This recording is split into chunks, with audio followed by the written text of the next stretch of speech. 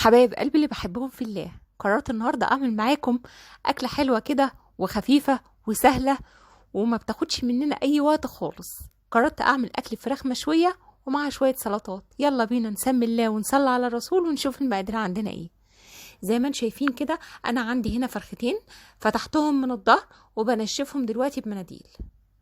بنشفهم عشان لما اجي اتبلهم ما يبقاش فيهم اي ميه. طبعا غسلتهم بملح خشن ودقيق، وحطيت عليهم شويه جنزبيل كده بودره، ده بيضيع ريحه الزفاره، وعصرت ليمون وخل اللي هو المعتاد في الغسيل. دلوقتي انا عندي هنا حوالي علبتين زبادي صغيرين او علبه زبادي كبيره شويه.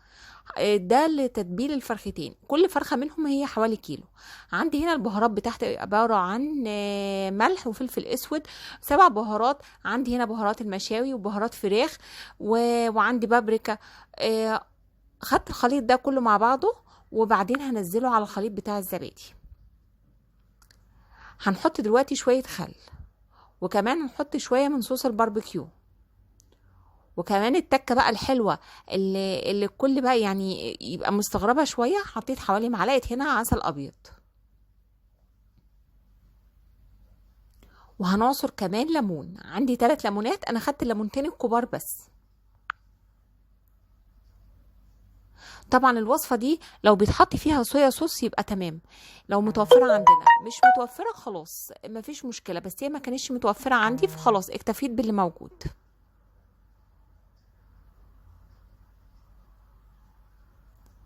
دلوقتي هقلب كل الخليط ده كله مع بعضه. خلي بالكم ان انا تبلت الفراخ دي من بالليل وصحيت الصبح بقى، يعني ايه، دي خلطة المشاوي اللي بقول لكم عليها. هنا قلبت الخليط كله مع بعضه، والفراخ زي ما بقول لكم ان انا بيتها في التتبيله بتاعتها حوالي يعني 8 ساعات من بالليل، وهعملها وهعملها الصبح. لو كنت مستعجله على الاقل الفراخ تفضل في التتبيله حوالي ساعه، من ساعة لساعة ونص. يعني مش اتبلها ويعني واحطها في الفرن على طول، لا. فبالشكل ده زي ما انتم شايفين تبلت الفراخ بتاعتنا. هبدأ بقى ان انا اخرمها، عارفين اللي هو يعني بغزها بالسكينة كده كلها. بخرمها طبعا، بديلها خرام صغيرة كلها فيها بحيث ان التتبيلة تدخل فيها كلها. دلوقتي غطيتها بورق استرتش وهسيبها بقى لحد الصبح ونرجع نشوف هنسويها ازاي. عندي هنا طبعا بشوي برنجانه اهوت زي ما انتم شايفين، وحطيت الفراخ في الفرن اهي زي ما انتم شايفين كده بالشكل ده. هبدأ دلوقتي ان انا هعمل سلطة التومية. اولا حطيت هنا حوالي 4 فصوص توم، قطعتهم وحطيت معاهم حوالي نص كوباية مية وعليهم حوالي معلقتين نشا. هنقلب الخليط ده مع بعضه ونحطها في سوري على البوتاجاز لحد ما ايه تبدأ القوام بتاعها يتقل، وتلاقوا النشا ده بقى شفاف زي ما انتم شايفين كده بالشكل ده. هبدأ ان انا انزل بيه كله في الكبة دلوقتي لما بيبرد خالص، وابدا ان انا اشغل الكبه ونشوف الخطوات اللي هنحطها معاها ايه، او الخليط اللي هنحطه معاها ايه، عشان تطلع معانا سلطه التوميه وتكون جميله وطعمها حلو جدا جنب المشاوي. انا عندي هنا مايونيز، خدت طبعا العلبه كانت بتشطب على اخرها، فخدت منها حوالي 3 معالق مايونيز.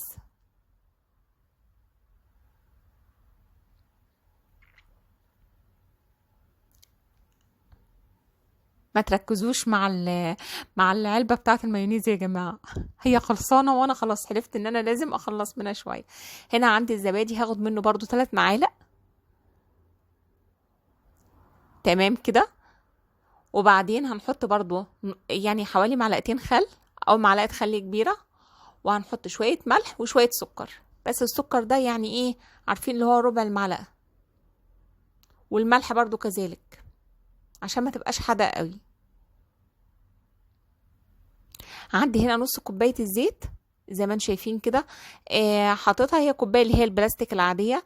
حطيت فيها نص كوبايه زيت. هبدا دلوقتي ان انا افرم بقى كل الخلطه الجميله دي كلها مع بعضها، لو خليط التوميه وانا شغاله هبدا انزل بالخليط بتاع الزيت كله. معلش ايدي كانت مداريه عليكم فانا قلت بقى اخليها كده. هنا عندي سلطه التوميه خلاص بقت جاهزه. هنا البرنجان بتاعي اللي انا كنت بشويه على البوتاجاز، على صاجه عاديه خالص على البوتاجاز من فوق. قشرت البرنجان وهبدأ بقى ان انا اعمل بابا غنوج. مشاوي مشاوي يعني مفيش كلام، مش هنشتريها تاني من بره يا جماعة. واكلة خفيفة وسهلة، وكمان للي بينظموا في اكلهم حلوة جدا وبتشبع والله. اسألوا مجرب. هنا عندي انا حطيت خلاص عندي هنا حطيت البرنجان معايا، وحطيت حوالي عليه حوالي ربع كوباية طحينة، وحطيت كمان حوالي 3 معالق زبادي. تمام كده. وهنزل كمان عندي التوم اللي انا كنت مفرزاه ده، هنزل فيه كمان بحوالي يعني ايه قولوا معلقة كده من بتاعة الشاي الصغيرة، وشوية ملح. وهبدأ بقى ان انا اضرب الخليط ده كله مع بعضه. بس الاول انا كنت نسيت احط الخل، هنحط الخل. هبدأ ان انا اضرب كل الخليط ده كله مع بعضه، عشان لحد ما الاقيها ايه نعمت، يعني ما عادش فيها التكتلات اللي هي بتاعه البتنجان.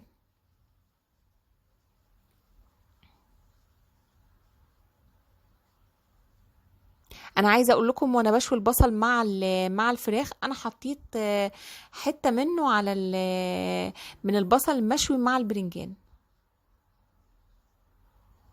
هنا خلاص التوميه والبابا غنوج عندنا. هنا عملت سلطه خضراء عاديه خالص، حطيت كل المكونات بتاعتها اللي هي بتاعت السلطه الخضراء المتوفره عندك، وحطيت عليهم معلقه سماق، وحطيت معلقه زيت زيتون، والملح بقى والبهارات اللي انت بتحبيها، وهنعصر ليمون.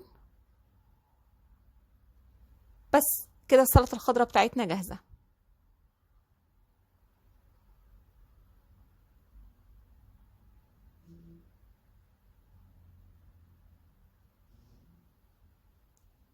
كده اطباق السلطه بتاعتنا كلها جاهزه اهيت. مش عايزه اقول لكم والله الطعم بتاعها والاكله فعلا كانت خفيفه وجميله.